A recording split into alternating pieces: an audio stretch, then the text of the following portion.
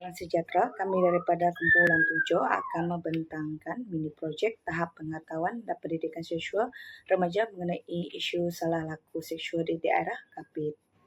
Kumpulan kami adalah Muhammad Rizwan bin Abdullah, Myron John, dan saya sendiri Nadila Anting dan juga Aisyah Farhana binti Ugir.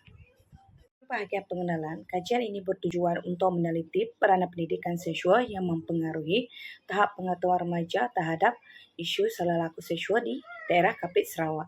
Kajian ini juga akan mengenal pasti cabaran yang dihadapi oleh remaja dalam mendapatkan maklumat berkaitan seksualiti dan juga mencadangkan langkah-langkah penambahbaikan bagi meningkatkan tahap kesedaran mereka terhadap isu ini. Kenyataan masalah pula kurangnya pendedahan dan juga pemahaman terhadap pendidikan seksual yang komprehensif secara menyeluruh secara tidak langsung menyumbang kepada peningkatan kes salah laku seksual di dalam kalangan remaja. Dalam kajian ini, terdapat dua adjektif khusus iaitu mengenal pasti tahap pengetahuan remaja mengenai isu salah laku seksual di Kapit Sarawak dan kemudiannya adalah menganalisis tahap pendidikan seksual dalam kalangan remaja di Kapit Sarawak. Dalam kajian literatur, kajian para pekajian terdahulu menunjukkan pendidikan seksual merupakan pendidikan yang penting dalam kalangan remaja. Hal ini kerana perkembangan umur remaja dapat mempengaruhi golongan umur untuk bertindak kehendak seks yang aktif dan keinginan nafsu memuncak. Dengan itu, pendidikan seks adalah langkah terbaik bagi mencegah perkara yang tidak diingini seperti kehamilan yang tidak dirancang, depresi, rasa bersalah dan jangkitan seksual. Sementara itu, tahap kesedaran mengenai seksualiti dalam kalangan remaja di Malaysia masih berada pada tahap yang rendah. Buktinya, menurut Nomala Ismail dan Muhammad Kamil Arif Khalid, masih banyak kajian memandang isu mengenai seks dianggap tabu dalam kalangan pelajar sekolah maupun dalam kalangan masyarakat Malaysia. Melalui dapatan kajian, keluarga merupakan komponen utama dalam memberi pendidikan seksual kepada anak-anak dan pihak sekolah turut memainkan peranan dalam memberi pendidikan seksual melalui subjek-subjek di sekolah bagi mengelakkan golongan remaja terjebak dalam isu perilaku seksual. Lain daripada itu, faktor yang menyebabkan berlakunya isu salah laku seksual dalam kalangan remaja ialah keadaan keluargaan pincang dan tidak terurus mengakibatkan golongan remaja kurang mendapatkan perhatian lalu mudah untuk mereka terlibat dalam isu salah laku seksual. Seterusnya, golongan remaja terpengaruh perbuatan seksual daripada media sosial. Hal ini tercetus apabila pengetahuan berkaitan seks diperoleh oleh golongan remaja melalui media sosial dan mereka cenderung untuk mencuba perilaku seksual. Oleh hal itu, perilaku seksual dapat dihindari daripada berlaku dengan menjadikan pendidikan seksual sebagai teras utama dalam kehidupan golongan remaja. Saya akan membentangkan metodologi kajian mengenai peranan pendidikan seksual terhadap pengetahuan remaja mengenai isu salah laku seksual. Kajian ini menggunakan pendekatan reka bentuk kajian tinjauan yang berasaskan pendekatan kuantitatif. Untuk populasi dan sampel kajian pula, ia menyasarkan remaja berumur 13 hingga 17 tahun dan sebanyak 150 remaja yang terlibat. Bagi instrumen kajian, ianya menggunakan borang soal selidik untuk mengukur pengetahuan remaja mengenai pendidikan seksual dan pencegahan salah laku seksual. Seterusnya, kaedah pengumpulan data yang digunakan ialah kaedah tinjauan soal selidik dengan menyediakan soal selidik secara atas talian melalui media platform Google Form. Untuk analisis latar belakang responden, majoriti responden ialah perempuan itu sebanyak 61%, manakala lelaki 39%, yang berumur 13 hingga 17 tahun dengan tahap pendidikan terdiri daripada tingkatan 1 hingga tingkatan 5. Untuk dapatan kajian peranan pendidikan seksual, bagi item nombor 5, majoriti remaja itu sebanyak 91.3% bersetuju bahawa pendidikan seksual di sekolah membantu mereka memahami isu salah laku seksual. Sementara sebilangan kecil tidak pasti iaitu sebanyak 6.7% atau tidak setuju sebanyak 2%. Ini menunjukkan penerimaan yang tinggi terhadap kepentingan pendidikan seksual dalam kalangan remaja.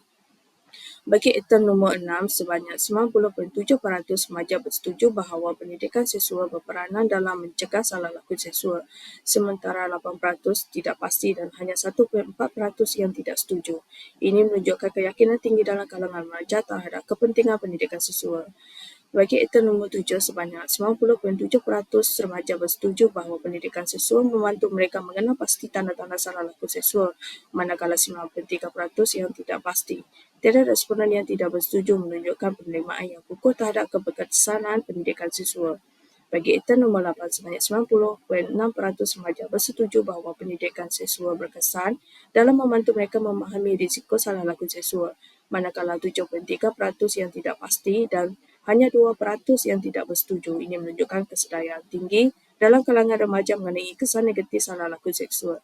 Bagi item nombor 9, sebanyak 91.9% remaja bersetuju bahawa pendidikan seksual memberi mereka pengetahuan mencukupi untuk melindungi diri daripada salah laku seksual, sementara 6.7% yang tidak pasti dan hanya 1.3% yang tidak setuju.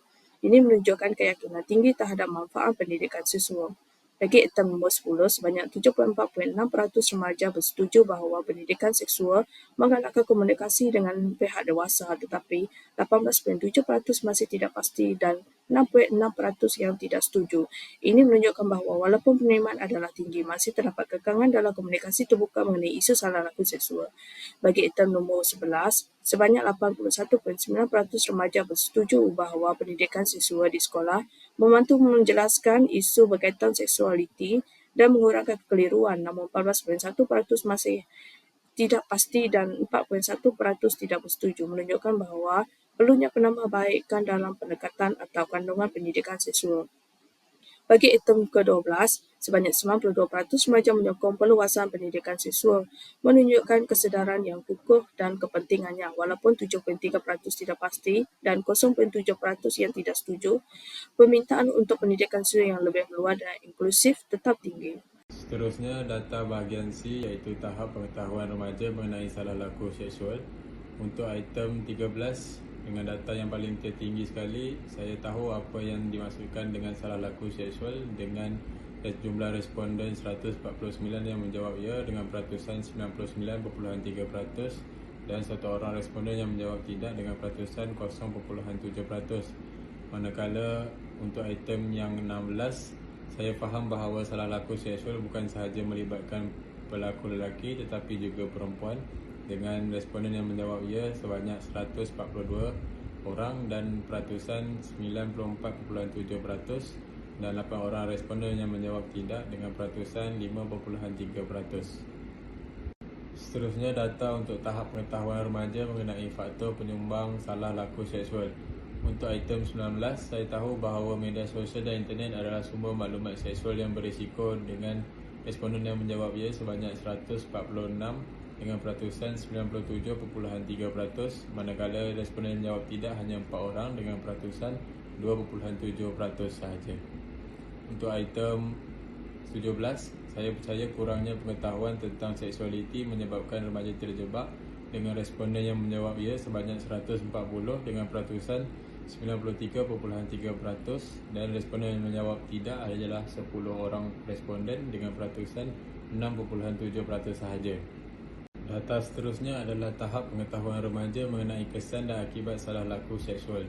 Untuk item 21, saya faham bahawa salah laku seksual boleh menyebabkan kehamilan luar nikah dengan 145 orang yang menjawab ya dengan peratusan 96.7% dan 5 orang yang menjawab tidak dengan peratusan 3.3%. Untuk item 24, saya sedar bahawa salah laku seksual memberi kesan psikologi negatif kepada mangsa dengan 142 orang yang menjawab ya dengan peratusan 94.7% dan 8 orang yang menjawab tidak dengan peratusan 5.3%.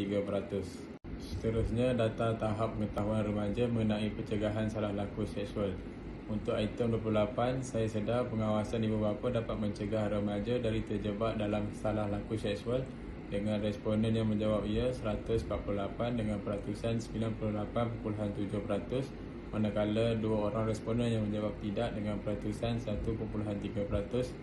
Untuk item 25, saya setuju bahawa pendidikan seksual perlu diberikan sejak sekolah rendah dengan 142 orang responden yang menjawab ya, iaitu peratusan 94.7% dan 8 orang responden yang menjawab tidak dengan peratusan 5.3%. Untuk bagian perbincangan, peranan pendidikan seksual dapat mengenal pasti tanda-tanda salah laku seksual. Menurut Abdur Rashid 2021, pendidikan dan persekolahan perlu memainkan peranan yang berkesan bagi menyemai dan menanam nilai-nilai murni sebagai langkah membentuk dan melahirkan masyarakat yang mempunyai kualiti moral, sosial dan juga kerohanian. Kedua ialah mengetahui apa yang dimaksudkan dengan salah laku seksual, iaitu manusia lebih berkembang dalam tahap psikososial daripada psikoseksual.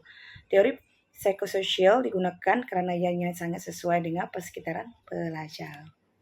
Media sosial dan internet adalah sumber maklumat seksual yang berisiko. Menurut Pakaian Tan 2016, media massa merupakan satu bahan yang sangat mudah menarik pengaruh remaja seperti tontonan, video lucu, mencari teman dengan mudah, melepak melalui mesej berseronok dengan alamanya dan sebagainya, memberi ruang untuk remaja bertindak dengan bebas tanpa kawalan dalam perlakuan salah laku seksual. Salah laku seksual boleh menyebabkan kehamilan luar nikah. Dapatan ini disokong oleh Muhammad dan Aisyah pada tahun 2014. Pengaksesan pada unsur-unsur pornografik merupakan salah satu faktor utama yang menyumbang kepada peningkatan kes kehamilan luar nikah. Seterusnya, pengawasan ibu bapa dapat mencegah remaja daripada terjebak dalam salah laku seksual. Selinik dan Kim tahun 2011 menyatakan bahawa remaja yang telah menerima pendidikan seksual tidak menunjukkan kecenderungan untuk lebih kerap melakukan hubungan seks. Kesimpulannya, melalui dapatan kajian dapat disimpulkan bahawa majoriti golongan remaja di daerah Kapit Sarawak memiliki tahap pengetahuan yang tinggi mengenai konsep faktor kesan dan langkah mengelakkan diri daripada salah laku seksual. Jelaslah bahawa majoriti golongan remaja dapat memahami isu berkaitan seksualiti dan tidak mudah terjebak dalam isu salah laku seksual. Sekian, terima kasih.